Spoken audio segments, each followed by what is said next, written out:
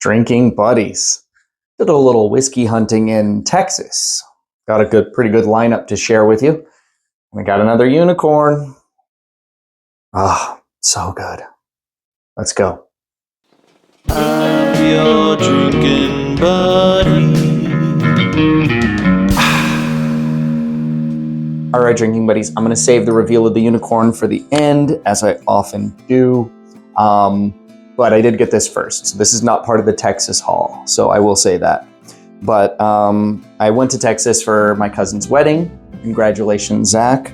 And the first spot I hit was a Total Wine, and I was able to grab, by the way, bottles that I were hunting, I didn't get. Bottles that I was specifically looking for were going to be the Bardstown Origin Series, the 2 new bottles, and the Old Forester King Ranch, bottles that I can't get in Arizona. So those were ones that I was specifically looking for. Didn't find those. But the first Total Wine I went to had Prideful Goat cask strength.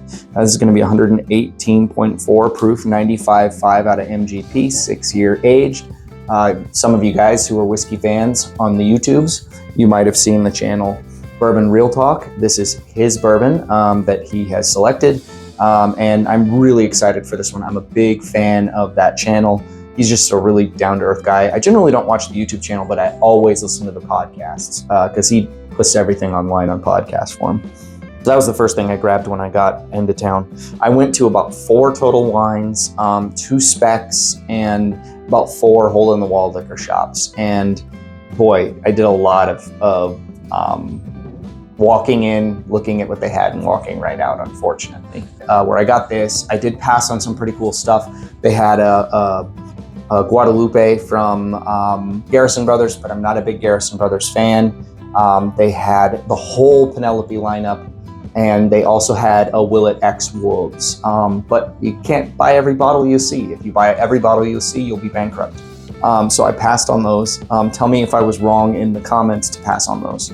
Next up, I met up with my mom, and she had a couple bottles that she had picked out for me.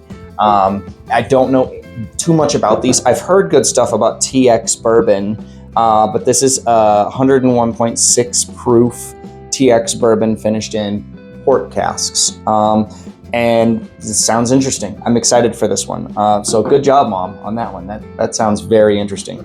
I have not heard anything good about the Yellow Rose Company.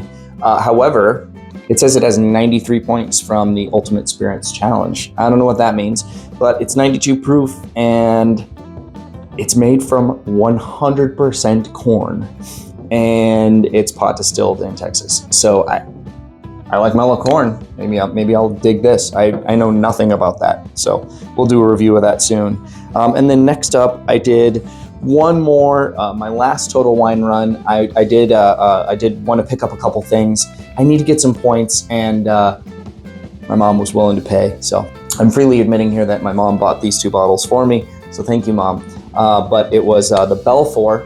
And this is going to be bourbon whiskey finished with Texas pecan wood. I had this once before, and I really liked it. It's a gorgeous bottle. It's their own spirit too. They were on the podcast with Bourbon Real Talk, and they were talking about this bourbon. It's named after a hockey player, Eddie Belfour. I'm not a big hockey guy, so I don't really know too much about him. But anyway, this is a delicious whiskey. I'm really excited to pop it because, like I said, last time I had it, I really liked it. 92 proof. And last up for my Texas haul, I passed this one up a couple times here in Tucson because it was 150, but it was 130 there. So I went ahead and grabbed it. Calumet 16, 106 proof. I really like Calumet 15. I was a little sad that I didn't get to include this one in my Bottles of the Year tournament. But the reason I didn't is it was $150 and I was busy buying other things. You can't buy every bottle you see. So last up, the last of my haul here is this wonderful Blanton straight from the barrel. I did a trade for this, and I am so excited I landed one. That's what I'm drinking here. It is just cherries for days. Wonderful, wonderful flavors going on here. 129 proof, or actually, this one's 120. This is a little higher than that. It's 129 point something. Dump date of 5/16/22. 129.8 proof. It's an S, and yeah, it's a little weird because these are 700 milliliter bottles, but you know, just let you lose 50 milliliters, but it's barrel proof. Anyway, I think this is I know that they're two completely different mash bills, and I understand that.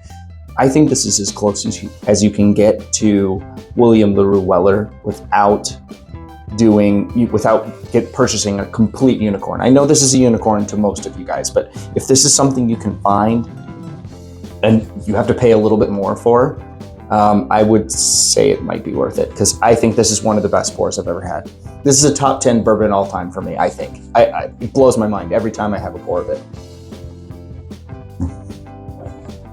And as you can see, I've already had a few pours from it. Oh, just so good. So much cherry. I straight up love this. It's fantastic.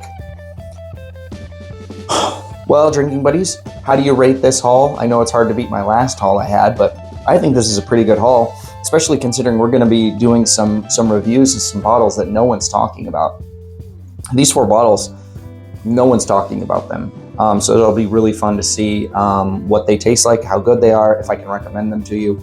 And maybe we might have to do a end of the year tournament with bottles that I got since the year ended that didn't make it into the tournament. So I got like stuff like this, you know, my Russell's 13, the E.H. Taylor Barrel Proof that I got after the year ended, and maybe even that handy. I don't know. We'll see. Got a lot planned.